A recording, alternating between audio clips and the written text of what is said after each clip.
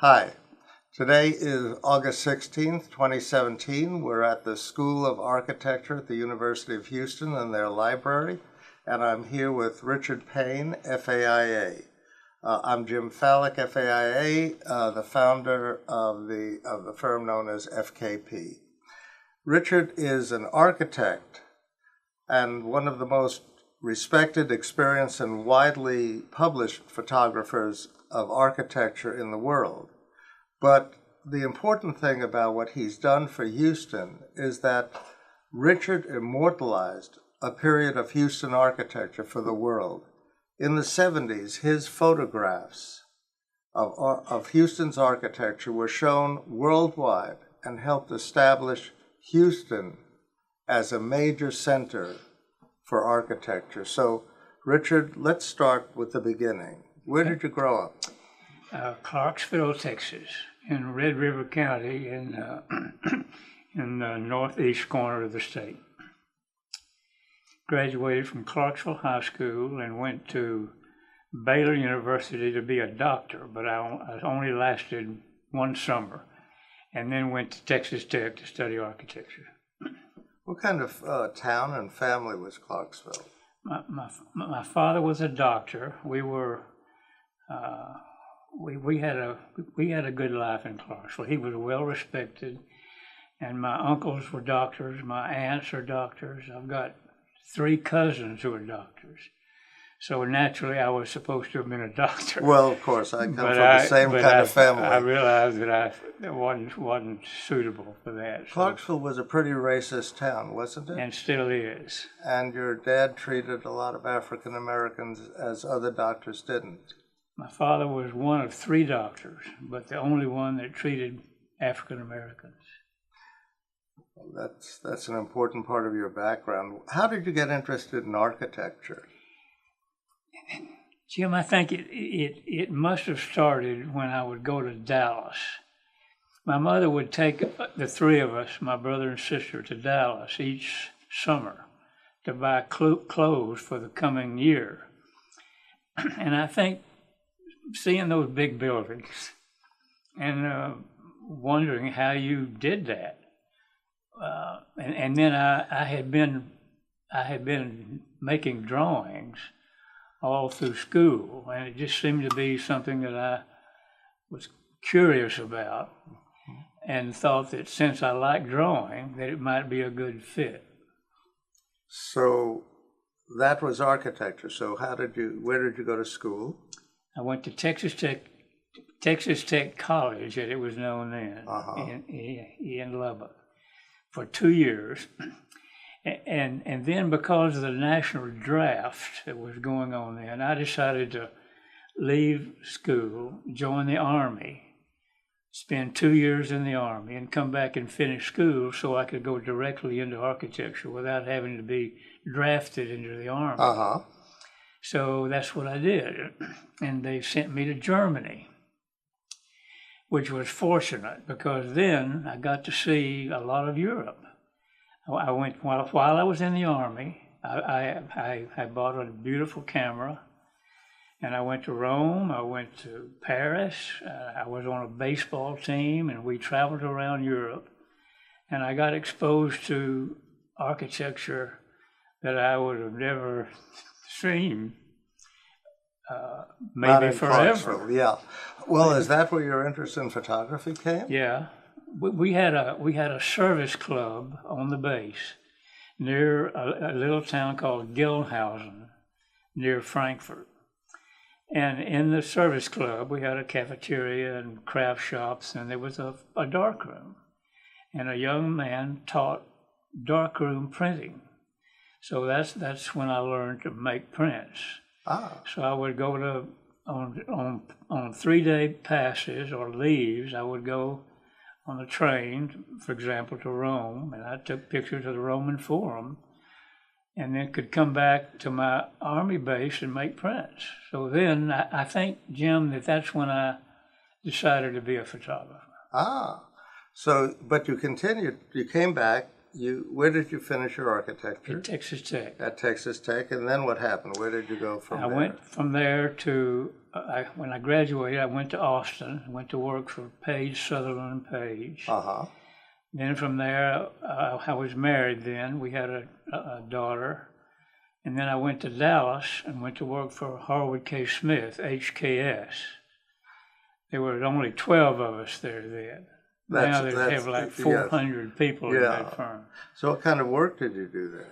Well, I was thought of as a member of the design staff, which of course at that age I didn't know near as much as I thought I did. But I got to be around. I mean, he had a growing firm. We built big buildings, and of course he kind of adopted me as a son. I think he never had, and I had a lot of advantages from working for him for about 4 years.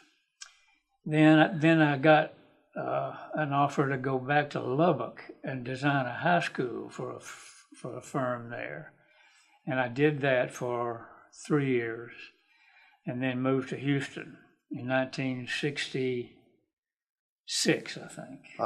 And went to work at CRS. Right, that's where we met. And that's where I met you.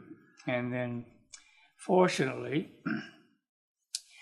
I had expected to get a design position at CRS, but I quickly realized that number one, I didn't have a master's degree in architecture, and I wasn't really qualified to join their design staff. So they made me what they call a production architect, and I did working drawings for several projects. And then I was still interested in photography and doing photographs all the time in my darkroom. I always had a darkroom. And finally, one day, Jim, I saw the photographs sent to us by a photographer named Robert DeMora, who lived in upstate New York. And CRS had hired Robert DeMora to photograph one of their projects up in the Midwest. And he had sent some big enlargements without being asked to. And in addition to the color photographs that he supplied, he sent 16 by 20 black and white prints mounted on boards of some of his work. And they were just gorgeous. I'd never seen anything like that. I remember one photograph he sent with the architecture in the background, sort of out of focus. But in focus was the leaf of a crepe myrtle, a redbud tree. The picture was a picture of a leaf with a drop of water about to fall off of it. I think that pretty well set just to be able to think a man to do that in the context of architectural photography was remarkable to me. And he and I became friends 20 years later when I called him and told him about my experience, and he had seen the book that I had done for Philip Johnson. So we never met, but we became phone friends. And then I tried to organize a show of his work because he had been an architect and he became a photographer. Beautiful 8 by 10 photographs. And I tried to organize an event or a book and then an exhibit of his work.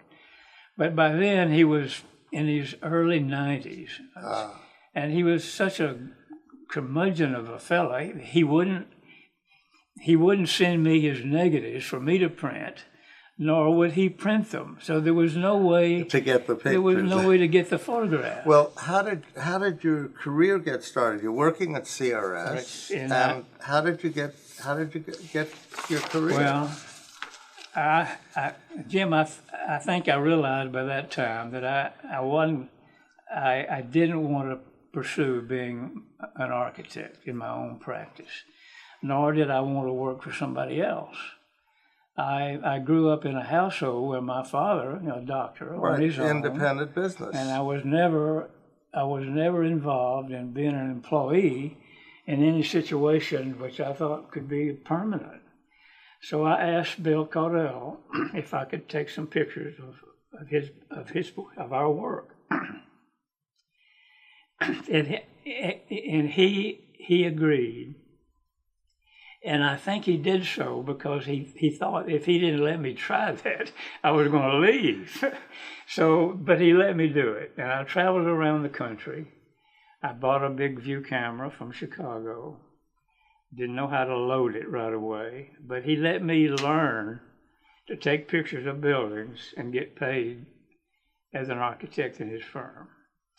So after about a year and a half of that, in 1969, I left and opened my own business. And extremely lucky because no one else in Houston called themselves an architectural photographer. There wasn't anyone doing that. So when I left, I interviewed with Cy Morris and George Pierce and the big firms here, and they let me try it. And from there, I began to work for Gerald Hines. And I knew a woman named Pat DeLeon, who was Gerald Hines' marketing person. Beautiful woman, nice lady, and she and I worked together, and I photographed Gerald Hines' early buildings that he did in Houston. Then later, went to Montreal, Canada, up in the Midwest, and photographing the early buildings that Hines did before he got really into big-time architecture. So I can credit, I think, my work with him as being my introduction to the more famous architects like Johnson and Payne and others. Well, he was one of the first developers who realized the value of having big-name architects doing developer buildings. And when he built Pennzoil, that was the start of what we in Houston thought of as masterpiece type work, and it is. And it is, yes. So when I photograph, but the first photograph I made of Pennzoil, which is right here, I did on my own because the work I'd done for Hines was color. And I had already been seriously into black and white photography from my days in the Army. So I had continued black and white fine art photography all of that time. So I made a picture of Pennzoil and sent it to Hines. Somehow it found its way to New York in the office of Philip Johnson. And then he just called me on the phone one day and said, "Come to New York." So I went to New York, and he hired me to do the first of 4 or 5 books I've done for Philip Johnson. Wow. And that picture is this one.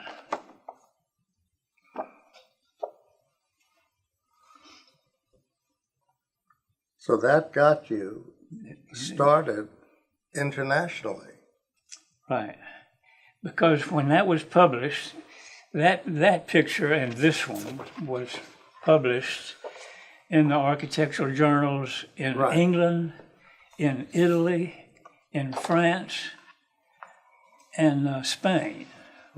All those magazines were interested in Philip Johnson because he was the hot item then, and so this was the best example of how his work was going to progress, and it went on from there. Well, when you tell us about working with Philip Johnson, his partner at the time was John Berge, and their office was in the Seagram building, which he had designed with Mies van der Rohe, on I think the 35th floor. So I went up there and met with he and John Berge, and they hired me right then to do a book on their work.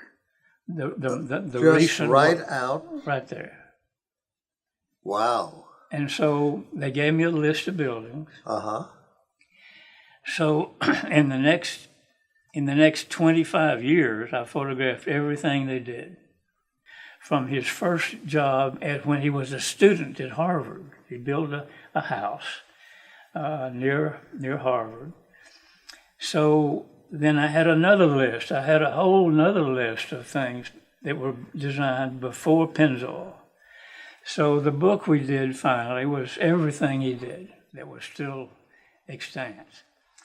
And there was a few photographs that we got from Ezra Stoller's file that were of houses that had been either demolished or altered to the point where they were of no interest to us. So that big book... that set your reputation. It had to. Yeah. But didn't you have a fellowship or a scholarship to spend a year abroad? Yeah, and we can talk about that in a few minutes, but Houston was recognized internationally as sort of the hot spot of modern architecture at that time because of Johnson's. I.M. Payne was here. There was a lot of press about Houston. So Burdett Keelan decided that we could do an exhibit. So they hired me to produce the photographs of the work that I had done for other people here, Johnson and Payne and other people. So they organized an exhibit that would be presented in Paris at the American Center. So they blew the photographs up. What year was this? That would be in early 80s. Uh-huh. That photograph was made in 1980. Uh-huh. So they organized this exhibit, and we went to Paris, and Michael Graves were there, and there were speakers. A 3-day seminar on architecture with Houston as sort of the focal point. Well, the people that ran the American Center, because of the photography and other things, then later invited me to come and offered me a grant to work in Paris for a year. They gave me a studio on the river. I forget the name of the building. It's a 4-story, sort of a dormitory. And there were other artists there from all over the world, all different kind of artists. There were a few other photographers. So I had a year to do nothing except what I wanted to do. I was not required to produce anything. I was not looked over. I had complete freedom to do anything I wanted to do. Tremendous luxury. Yeah. It is. And after a few months there, I actually got to the point where I got lonely for one thing. Uh-huh. And I would actually go down to Gare du Nord and get on the train and just leave France just for a change. I got a little frustrated. So I took trips to Germany and Italy as part of the grant. So then I was able to organize an exhibit when I got home. I think we put up 120 photographs or something in the Transco Tower of an exhibit which I called Past and Present Treasure. So I was able to photograph Gothic cathedrals and famous buildings, all on the pocketbook of the American Center. Fortunate. You're very fortunate. So then that led to teaching photography to architects, offering seminars at the AIA chapters around the country. Did one in New Orleans, several other places. But all of that, Jim, was sort of a two-pronged exposure to photography. One, architectural. But the other, my main interest then became just fine art photography. And I realized that I was following in the footsteps of people like Eugene Auger, I see you have his book here. who was a photographer. French photographer, right. That worked in Paris. Yeah. And he wanted to be an actor. And he realized that he could make a living as a photographer, photographing buildings and shop windows and doorknobs that he could sell to other artists. But Jim, he also, on his own, made pictures that were so beautiful that would seem to have no commercial value. Well, you have two careers then, in essence. One is a career that paid the money and made a living, and another equal career that took pictures that you loved. Right. Well, I realized quickly that I loved architecture too much to quit it, to quit my interest in architecture. But I loved it too much to practice it, if you know what I mean. Yes.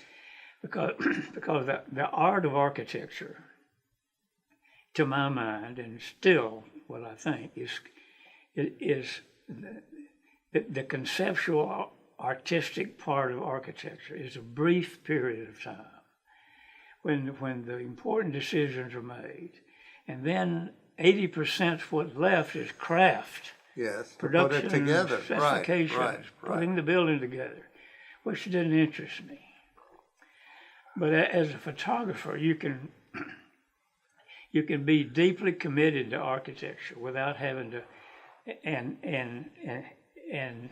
then you find yourself involved with photographing maybe 50 or 60 buildings a year that are among the best buildings in the country. So to me, it's more of an architectural experience than a photographic experience in that part of my work. Yeah. The other part was fine art photography in Mexico and Spain and France, all over. All financed by the work I worked on commission for architects.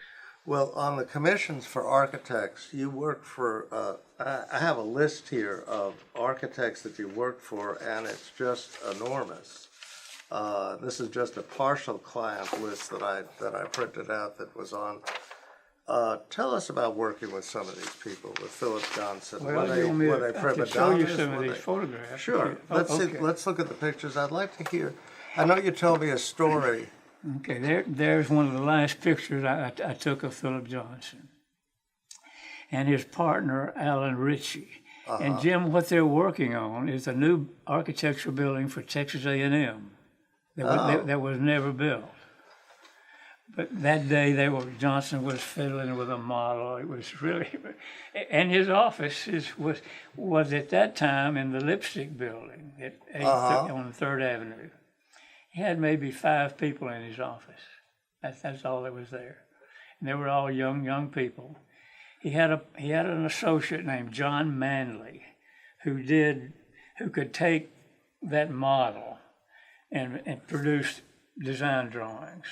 An older man, an expert at knew how to go from concept to design development drawings. So, but he had a small office, and of course he had subbed the rest of it out to associates. Yeah. And then, it says I.M. Pace, Meyerson Symphony Hall in Dallas. Now, you worked. I worked for I.M. Pay, and I photographed maybe 15 or 20 of his buildings.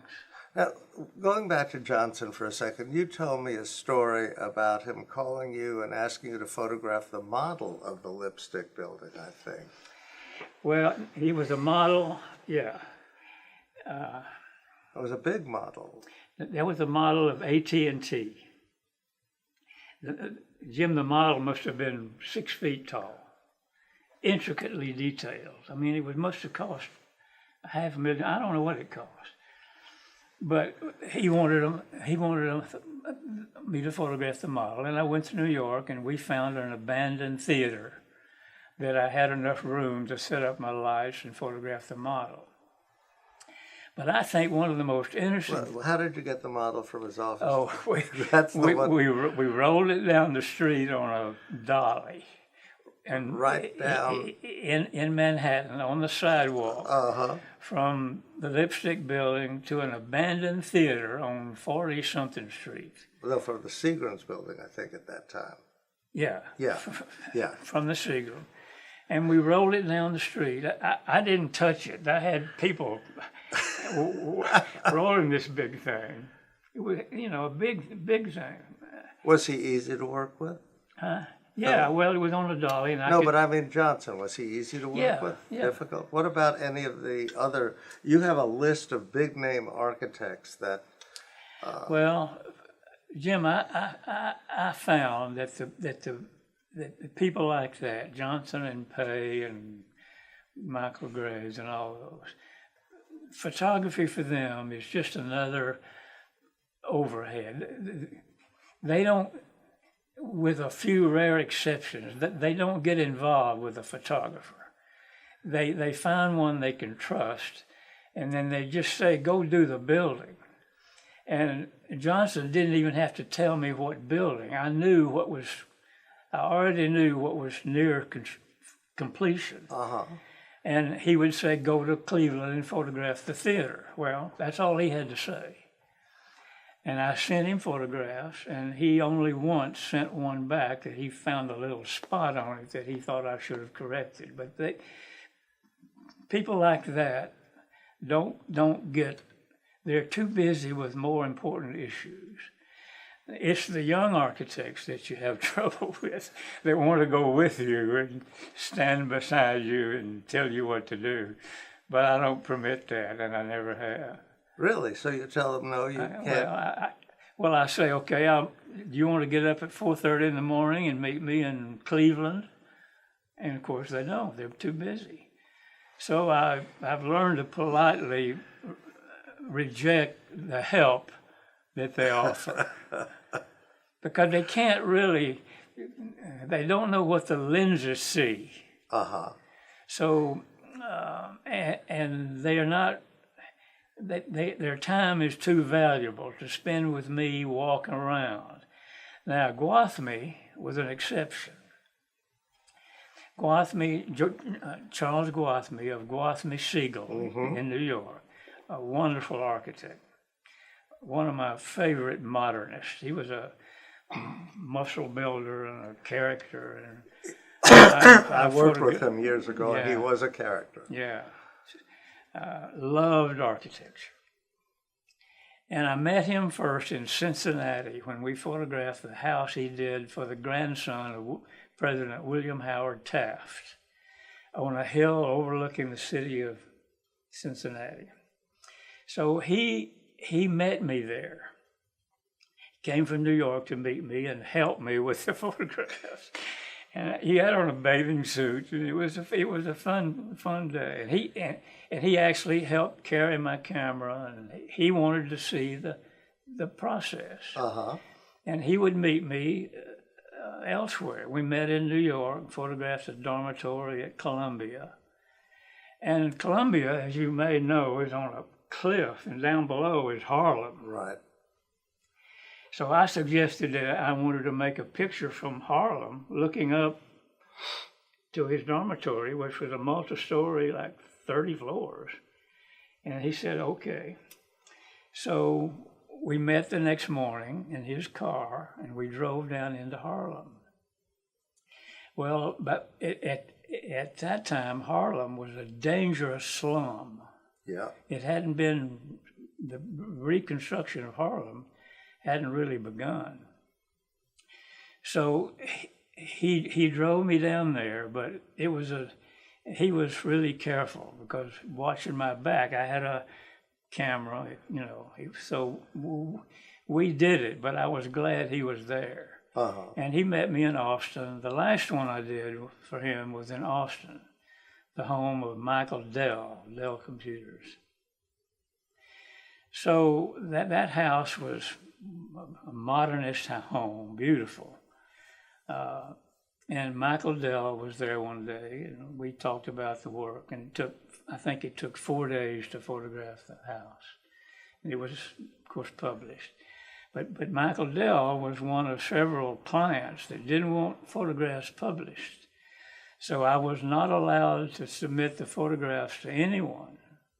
So that house was finally published in the book we did on Guasmi's work. But at the time the photography was finished, no one was allowed to see those photographs because they were worried that someone would... Security. Yeah. He had 2 young daughters. Right. And the home was surrounded by a wall with a gate, with a permanent security house, with permanent security guards on site all the time. So it was and cameras on posts scattered around the property. So everywhere you went, they had maybe 20 monitors in this little house at the gate. And there was even a gate at the foot of the mountain where they built the house. To get up to Dell's house, you've got to go to the highest point west of Austin. It looks down on the city. So it was a tight security thing. And Dell hired a company to design the children's playground, which was adjacent to the house. Every kind of a toy you could imagine. But they would not let me photograph that. Publish it. They wouldn't let me publish it. Yeah. So, but Pay was one of my favorites. That's my wife. Well, your wife is an architect too. She works with you now. Yeah. Amy works with you. Well, she started working with me 20 years ago. When she was a student here. Oh. And so she became this photograph, Jim, is in the Meyerson Symphony Hall in Dallas. Yeah. Now, beautiful. Pay, of course, the job was to do color photography, large format color pictures of that building and all of the buildings I did. But I sent Pay a selection of these prints. There were maybe 20 of them, all mounted just like that, as a gift. Then I realized that people like Pay and SOM, the SOM guy in New York, I worked for them. His office is full of black and white prints done by Ezra Stoller. And I realized that although they never hire you to do black and white, when you do it, they put them in their office. So that photograph was blown up 9 feet high. Wow. And you walk, at that time, Pay's office was on Madison Avenue. And you walk in his office, and that photograph is what you see.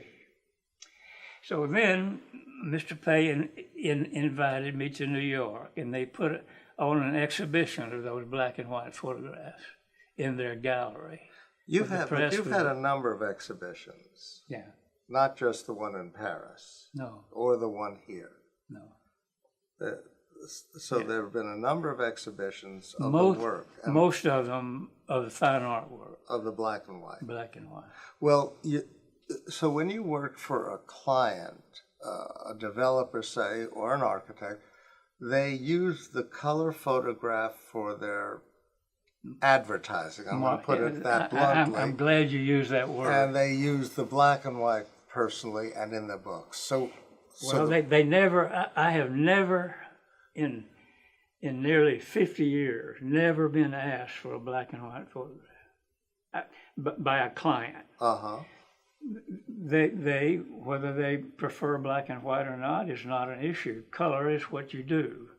In their websites, and their brochures, and their monographs, that's all color. Well, I just want to say something for anybody who watches this. You do have a website, and it's your name combined with Amy's. It's Payne, Ladner, LADNER.com, if you want to see all the color examples of your work, because it's beautiful. It's beautiful, Well, but you're showing us what you love. The credit goes to the architects. They're the one that, you know, Jim, I thought of something the other day.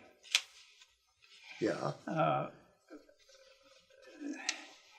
There's a difference between a beautiful photograph of a building and a photograph of a building photographed beautifully. There's a difference, a subtle difference. A beautiful photograph of a building is normally and can be done by any photographer who uses a building to make a picture that is part of his style. And other artists can do that too. A painter or a person who does etchings or lithographs can make a beautiful picture of a building.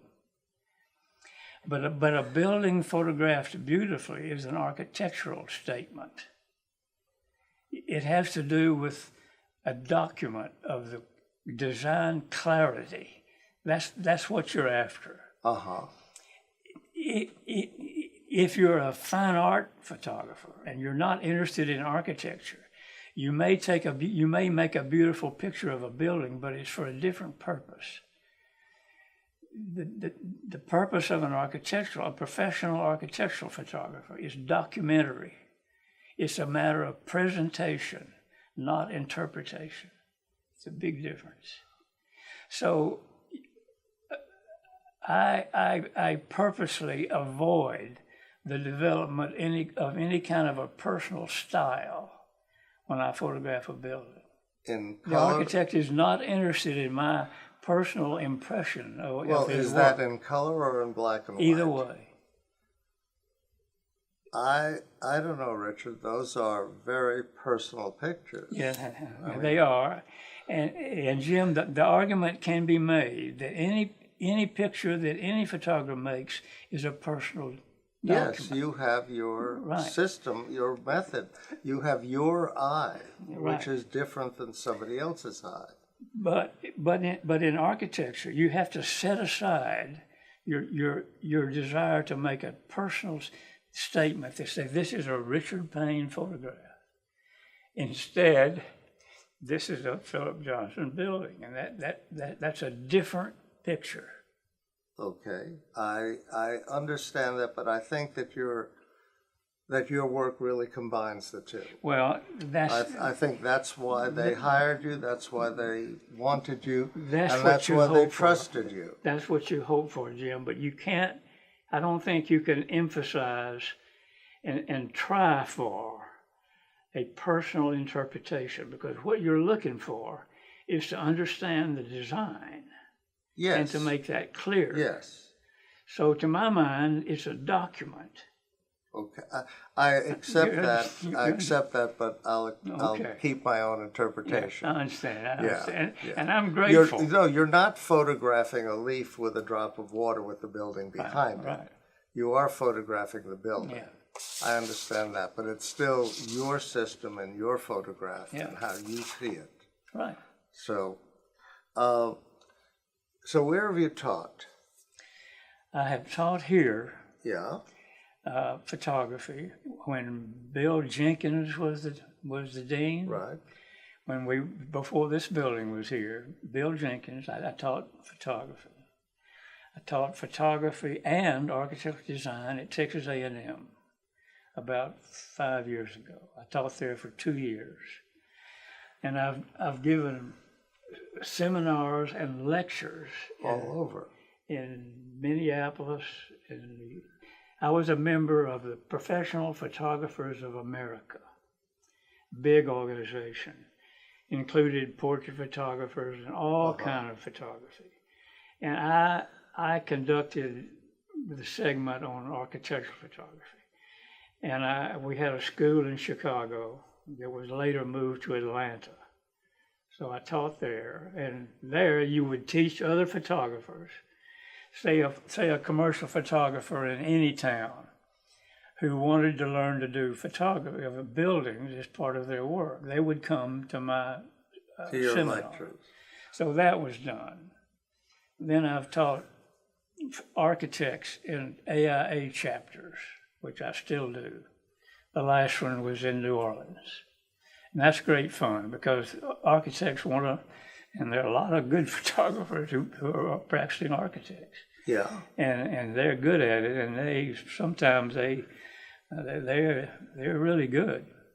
So that's a lot of fun. The last one we did in New Orleans was a chapel at the African American University there, and I forget the name of it now. But anyway, SOM I think did a chapel there. Beautiful little building. So that's a lot of fun, and I continue to do that, and offer the AIA chapter here seminars on photography. Well, you've had a long career, but you're still working. Still working. So tell us about what you're doing now. Well, okay. You're still doing what we could call the commercial work, yes? Yes. So you're still doing buildings for developers or for architects. Okay, let me skip so I can show you some of these later.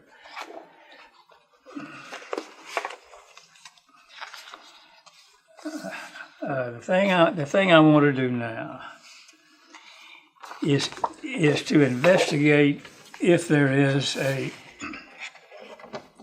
another way to photograph buildings, an alternative to the photography of a single building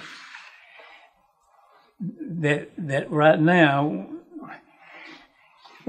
we're stuck with making pictures of pieces of buildings. That's the only option we have in the normal sense of the word. Since you can't photograph a building whole, you can only do it in pieces, which worked fine. There's no problem with that. I love it. You can make beautiful photographs of buildings, pictures of a building, but only in pieces. So I'm trying to evolve an impressionistic. I'm trying to get away from presentation for a moment and try impressionism, to make a picture that implies what seeing is like. If you go to a building downtown and you're walking through the city, what seeing is fluid. There's no picture, another picture. No, there's no starting and stopping of glances. So what I'm trying to investigate is to make a symbol of how we see. I'm not interested in doing motion pictures at all, because I don't think you remember. It's sort of a fuzzy flux of jumbled up memory slices of how you see in a city. So if I can make a symbol of that symbolizes that we see not in fixed images, not in glances, but it's sort of a flux of fluid motion. Now that's impossible to do in a still photograph because I'm still making still photographs. Yeah. But I'm trying to replicate what seeing architecture is like. Well, you're doing an emotional evaluation of the building. I'm trying to photograph a memory. Now, Cartier-Bresson said you couldn't do that. Well, and I don't know that you can. I may fail, but I know that looking at an image like I've been doing for 50 years is not like being in a city looking at a building. In the first place, an architect does not want a contextual photograph. I've tried to give them to them; they don't use them. because the architectural design process forces an architect to look at what he's doing as a thing that he's designing. He has to consider it that way to get it done. And that's... And the implication is that if I've done this building that you see in this picture, and it's a wonderful thing, the implication is that if I've done it for them, I can do it for you. Right. And that's the whole marketing strategy of architecture. Absolutely. But it doesn't describe how you feel. It doesn't describe the visual experience of being in a city. Yeah. So you are now, in addition, but you've always been doing some version of fine art photography. Yeah. And this version now is a whole process of a whole movement to develop a different attitude. Are you going to show these? Well, I don't know. I hope to. Well, actually, Jim, I'm going back to techniques that were used when photography was first invented. Most of the first photographers, once Henry Fox Talbot came up with what he called a calotype, which meant that now there is a negative from which multiple prints can be made. Then photographers were free to roam the world, photographing everything. But many of them were painters and they used other media, and they viewed photography as a real threat. So early on, many of them began to make photographs that they tried to make look like paintings, and they hand painted them. You can find a postcard still where they're hand painted. Oh yeah. But I'm using color to emphasize what led me to make the picture. I mean, I saw this mannequin without a head that's been in that window downtown for months. So this picture was made because I saw that. This photograph that I did for Max Levy in Dallas. That's Louis Kahn, isn't it? When he was giving a lecture about his inspiration that he got from Louis Kahn. So this is a picture that implies and is a symbol of Louis Kahn's interest in arches. So I gave this to Louis Kahn. That's very interesting. Let's see if there's any. I don't know whether there's any more of those. No. Well, that's the point.